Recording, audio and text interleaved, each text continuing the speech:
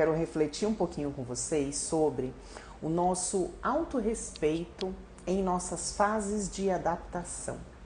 As fases de adaptação, elas vão acontecer ao longo da vida inteira. A vida inteira nós vamos estar aprendendo. Cada fase tem os aprendizados. E às vezes é muito comum a gente chegar na vida adulta e acreditar que a gente já deveria ter aprendido tudo. E não tô nem falando só em questões emocionais, tá? Porque esse processo interno é um caminho para dentro, que é um caminho numa estrada escura, que é bem mais difícil. Então, falando mesmo do externo, né? A gente às vezes acredita que com 20, com 30, com 40 e por aí vai, a gente fala, mas eu já deveria estar preparada para lidar com isso, mas eu já devia estar amadurecida para lidar com isso, ou com um novo chefe, um novo emprego, novas pessoas, ou não é nem novos. Digamos que o amadurecimento dos outros, às vezes, a gente não amadureceu ou não amadureceu no mesmo ritmo, e não tô nem falando de quem é mais maduro ou não, tá? Mas vai ter pessoas que talvez a gente com 20, a pessoa com 20, a gente se dava super bem. E quando a gente tá com 30 e quando a gente tá com 40, a gente expandiu a nossa cabeça para outros cenários e a gente fala, não sei mais o quanto faz sentido essa relação e o quanto aquele carinho do passado, independente de qual papel que essa pessoa tem na sua vida, o quanto aquele carinho no passado impacta, né, em insistir na relação, na presença, nesse momento presente. E também não tô aqui só pra gente falar que tem relações que vão acabar. Tem relações que vão acabar. Tem amizades que vão se afastar. Mas vamos pensar naquilo que tá mais presente na nossa vida. E até nos desafios que estão mais presentes na nossa vida. No sentido de, hoje com 40 anos eu quero fazer tal coisa diferente na minha vida e de repente essa tal coisa é por um lazer. E aí eu vou para essa tal coisa e eu começo a me cobrar de que não, mas com 40 anos eu já deveria fazer isso ou fazer aquilo, ou lidar melhor com isso ou lidar melhor com aquilo. E às vezes a gente esquece de perceber que eu tô começando agora naquilo. Independente se eu já tenho a maturidade de alguém de 40 anos, naquele determinado aspecto, naquele determinado meio de desenvolvimento, naquele determinado grupo que eu estou trabalhando aquilo, eu sou nova. Eu não tenho, talvez, uma maturidade para entender este novo contexto da minha vida. Isso não quer dizer que eu seja imatura. Talvez eu só não estou acostumada.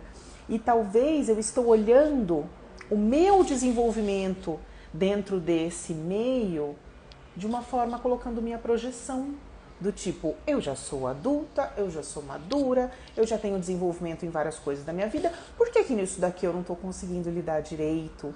Ou de forma madura? Enfim, porque isso ainda é novo na minha vida. Vamos colocar exemplos práticos. Eu tenho um caminho que eu dediquei mais tempo da minha vida em algumas coisas. E hoje eu faço bem, porque eu dediquei mais tempo nessas coisas. Porém, tem outras coisas que eu não fiz. Eu não estudei piano, eu não estudei violão, eu não estudei balé, eu não estudei algumas outras coisas. E se hoje eu começar a fazer isso, vai ser um desafio interessante, porque traz novas possibilidades para mim, para o meu corpo, para minha mente, para o meu emocional. Porém, eu me cobrar de ser boa nisso de uma forma rápida, ou eu ficar chateada por apontamentos dos professores de que eu preciso talvez estudar mais, ter mais atenção, ou de que eu fiz algo que não estava muito na linha do que eles esperavam. Cobrar de mim esta maturidade, mesmo que eu já tenha uma maturidade neurológica e funcional, é algo que eu estou me cobrando demais. E toda autocobrança excessiva, que às vezes a gente aprende muito a fazer com a gente mesmo e a gente faz sem perceber, elas vão muitas vezes minando a gente. Sabe, quando você volta para casa e fala, poxa, a aula foi tão ruim hoje, porque eu recebi um apontamento da professora de que aquilo que eu fiz talvez destoou do tom. É o processo de aprendizado. Eu não posso me cobrar só porque eu tenho hoje 40 anos de idade fisiológica, sendo que naquele determinado assunto é como se eu fosse uma criança engatinhando. Eu não sei fazer. Eu não fiz, eu nunca estudei, eu nunca dediquei tempo a fazer. Então eu não sei fazer. Olhar para a gente mesmo com esse processo de autocuidado, de autocompaixão, de autocarinho, de autoacolhimento é necessário.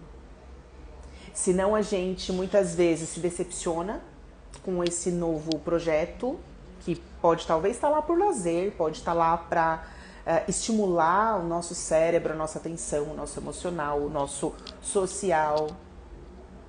Esse novo projeto vai dando um desânimo e a chance da gente falar assim, então não vou, porque eu não sou boa nisso, né? Pra que eu vou lá gastar meu tempo a ouvir apontamento, de repente se o processo é em grupo eu tô atrapalhando o grupo, então acho que eu não vou mais não. E aí eu volto só a focar na minha vida, naquilo que eu sei, naquilo que eu tô habituada, nos meus padrões. Porque tudo vira um padrão, tudo que a gente repete, vira um padrão. Não é todo padrão que é nocivo, tá, gente?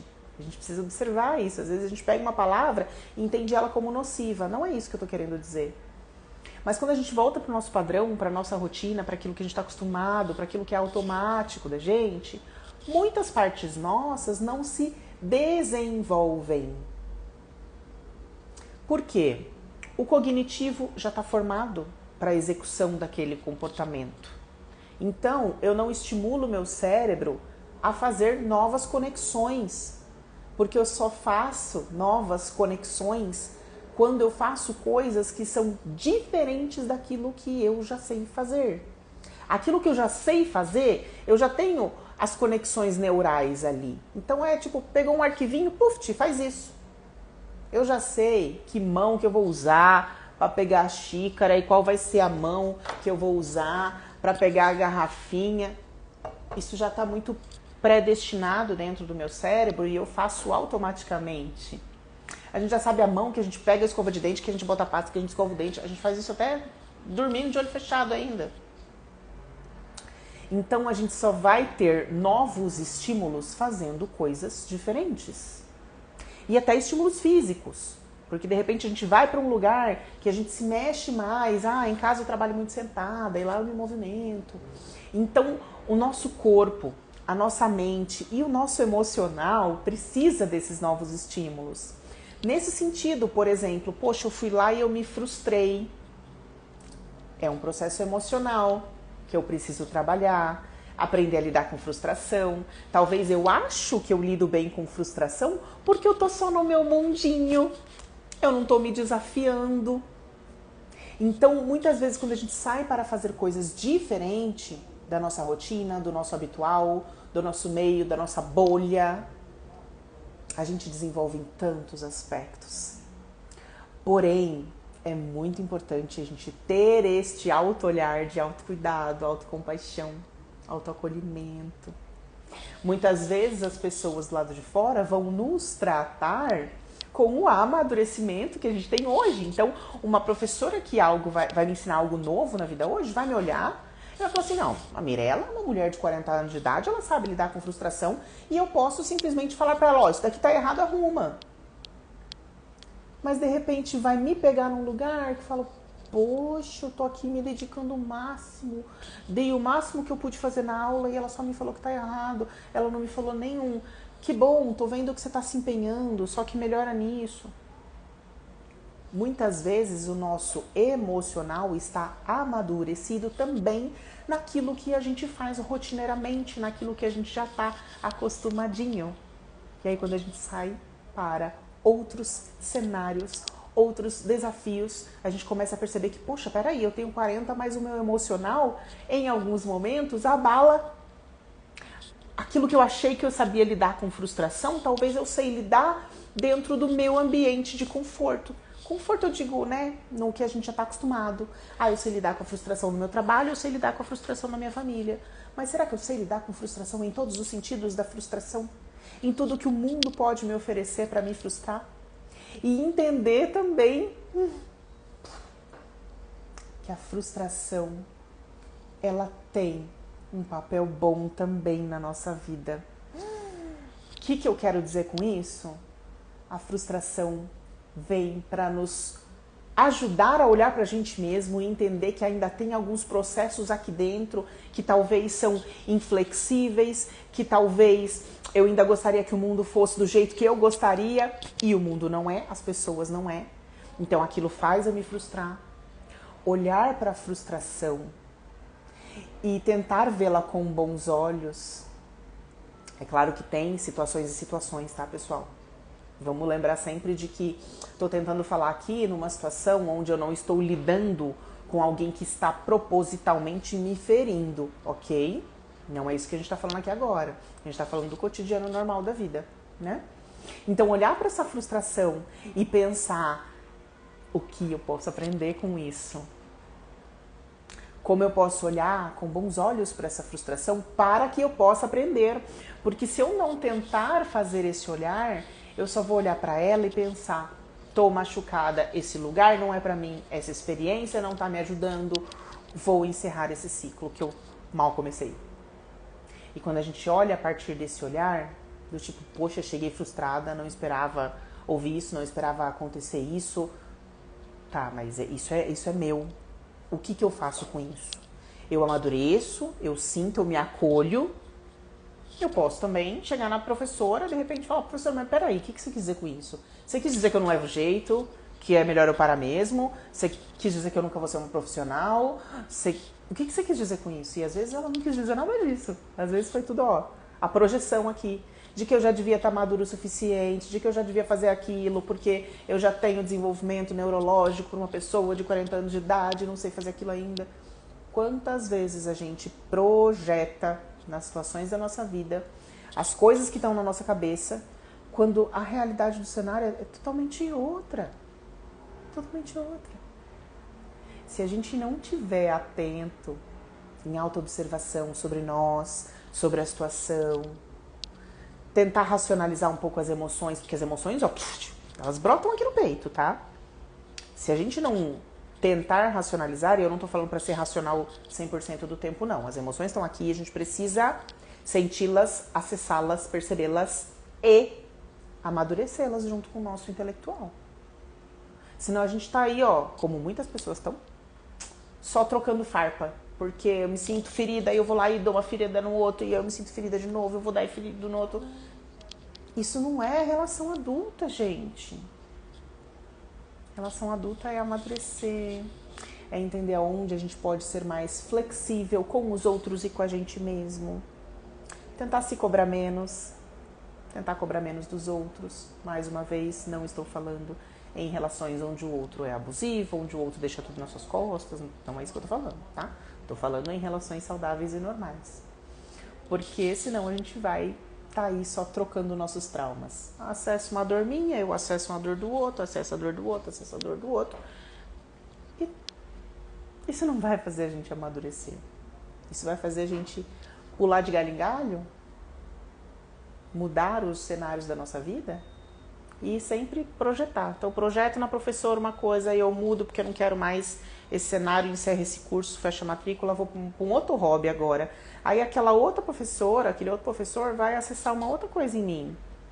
Ah, porque eu saí do piano porque não deu certo, mas agora eu vou para yoga. De repente lá na yoga, como eu também vou ter desafios, flexibilidade, outras coisas do corpo, aí o professor vai falar alguma coisa pra mim e eu vou falar, eu fiz o movimento errado, também não quero mais. Aí eu vou pra outra coisa. Não é isso, né? Esse pular de galho em galho. Então é perceber aonde a frustração me pega. Como que eu lido com ela? Porque quando eu lido com ela, eu crio novas conexões neurais. Meu cérebro vai aprendendo a lidar com outro tipo de frustração, que não é o que eu tenho no meu habitual, no meu cotidiano, na minha rotina. E tudo que eu aprendo, eu formo novas memórias, eu formo um novo repertório. E quando eu vou para outros cenários, aquele repertório já existe. Talvez ele não está fortalecido, mas ele já existe. Então, no próxima etapa da minha vida, se eu tiver um processo de frustração, vai ser um pouquinho menor. E aí eu aprendo de novo com ela. E num outro processo vai ser um pouquinho menor. E aí eu aprendo de novo com ela.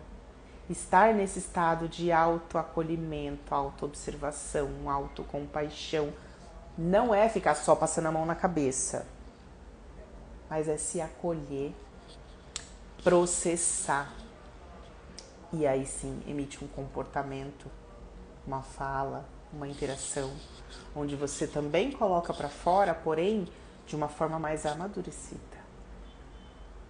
E a gente vai fazer isso ao longo da vida inteira. Porque em cada momento da vida a gente tem novos desafios. A gente vai ter desafios com 50, com 60, com 70, com 80, com 90, com 100. Sempre serão desafios novos. Tem coisa que a gente vai estar pronto? Tem. Principalmente nas coisas que a gente se trabalhou muito, que a gente executou muito. Naquilo, a gente possivelmente vai fazer com excelência. Mas em todas as nossas fases vão ter desafios novos.